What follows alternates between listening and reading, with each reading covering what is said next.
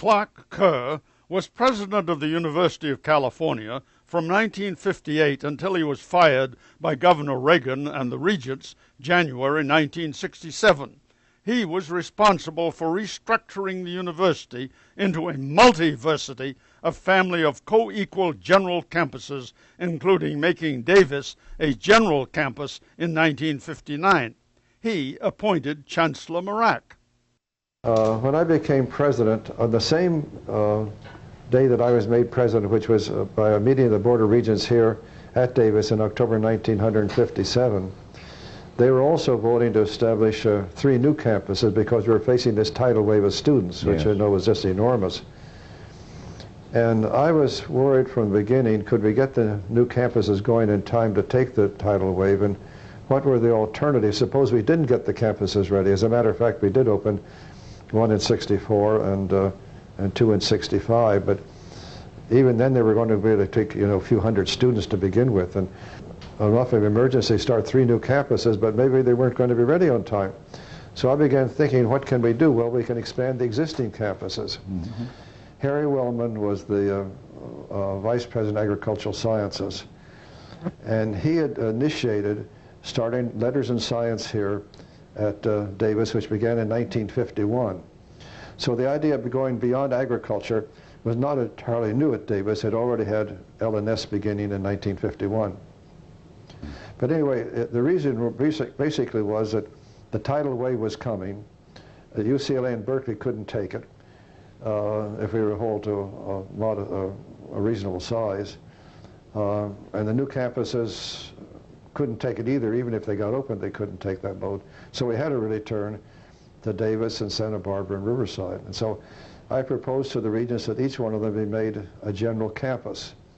And out of that, then it went, LNS got developed enormously, and started a medical school and a law school. And how did you select Emil Mrak? And then on Emil Mrak came about this way.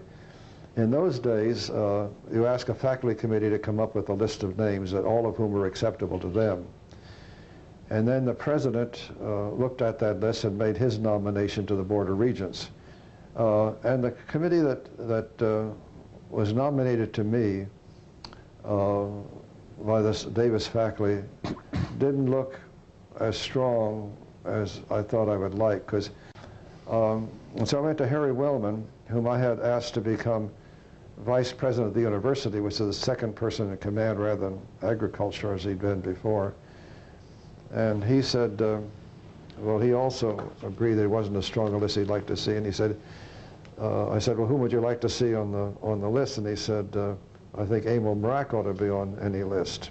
I had a great respect for Harry Wellman's knowledge, and particularly of the Davis campus and of Riverside, both of which reported to him.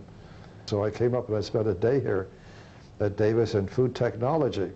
And Davis Emil later on told me he was just flabbergasted that the president of the university would waste his time, spending a whole day with one small department on one small campus. And he wondered what the hell was it all about. Anyway, I spent the whole day here showing more interest in yeast than I ever really had. And how about apples? Well, not apples at that time. They were, Emil didn't get involved in apples. But anyway, yeast, which was his specialty, and food technology, where he was chairman of the department. I talked with students and I talked with faculty members, and we were a very strong impression of Emil. So somehow or other, I guess we got the faculty committee to add Emil to the list, and I took his name to the Board of Regents. And then I ran into trouble. I took him 3 times to meet the board.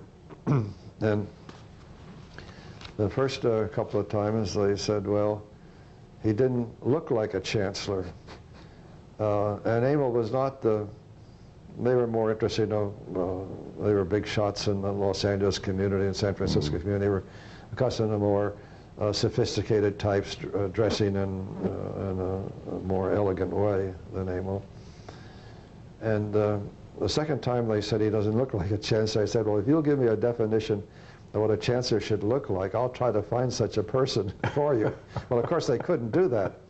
So I took Emil back a 3rd time, and they accepted him. but once they got to know him. Yeah. And I think of all the chancellors in those days, the one they respected the most was Emil Mrak. The job at Davis has a little more responsibility than any other campus for the total university, representing the total university in Sacramento. And Emil he was terrific at that. He invited legislators down to the campus, particularly for these wine tastings. We had a special situation that Davis produced a fair number of things, but the legislature at one point passed a law saying that the university couldn't sell anything in competition with private industry. So anyway, we produced something, we couldn't sell it. Well, it was un-American just to pour it down the drain. Of course. So what was the alternative? The term was the consumption on the premises. So Emil would ask the legislators to help him out with this problem. And when it came to wine tasting, they were very glad to help us out of our dilemma. The two most favorable governors in university history were Earl Warren and Pat Brown. Yeah. And so we had favorable governors who appointed good regents. At a time there was a lot of federal money, at a lot of time there was a lot of state money. You mentioned Alan Post. He was the legislative analyst, and he worked particularly with George Miller, who was the long-time and very powerful and extremely able chairman of the Senate Committee on Finance, which was the most important. You had to get by the governor and his staff. You had to get by George Miller, and his staff really was Alan Post. And Alan Post was an extremely able person, knew the university very well, and a very good judgment. We were just very, very fortunate to have Pat Brown and Earl Warren ahead of time had put aside this rainy day fund, which we could draw upon. Finally, we have a few months left. Could you make any comments about the future of the University of California? Well, it's awful hard to say where the university stands today. You could say, on one, never been better off. The fact that we now have 6 members of our 8 general campuses in the AAU, and out of the top 14 public universities in the nation, 7 of them are campuses of the University of California. Out of the top 14 in the nation, judged this way among the publics. The University of California academically there's no question but it's a leading university. So from that point of view, the university couldn't do better than it's doing at the present time, but the situation isn't good. The financial situation is very bad. Higher education all over the country is falling in priority. Prisons are put ahead of us. Our real competition is now with the prisons. UC and CSU together have lost 4 percentage points in state expenditures going to them, and those 4 percentage points that they've lost in recent years have been picked up by the prisons. UC and CSU have gone from 12 to 8, and the prisons have gone from 4 to 8.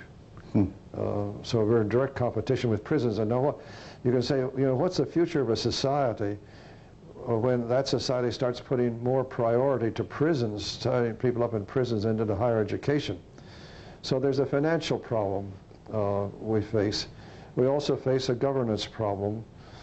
There is, in my mind, also some question how much the university can hold together. Now, Bob Sproul's great theme was one university, and I believe in it. He thought it would be held together by the president making all the decisions. I thought it would be held together better by turning over more decisions to the campuses and having them happier than they were.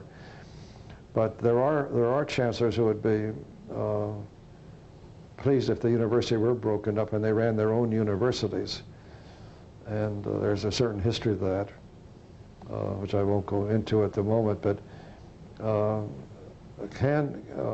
Davis, I've always looked upon, incidentally, as the most loyal of the campuses, of all the campuses in the university. And it's a good thing that it is, because it's right here in Sacramento. But I think that there are some signs of a disintegration of the university. There are certainly strong signs of difficulties in governance. And after all, the chancellors voted 9-0 against the regents on admissions matters. Sure. So there are problems between, and the regents last winter insisted that Dick Atkinson, as president, signed a statement that he was not only legally but morally obligated to do what the regents asked him to do. I've always looked upon the president as serving the total university and not just the board of regents. And so there are governance problems, there are resource problems, there's partisan politics being brought into the university as never before. And so a lot's been accomplished, and it's a great university. It's shown its ability to overcome a lot of problems in its history, but it certainly faces some now which are going to test it for the future.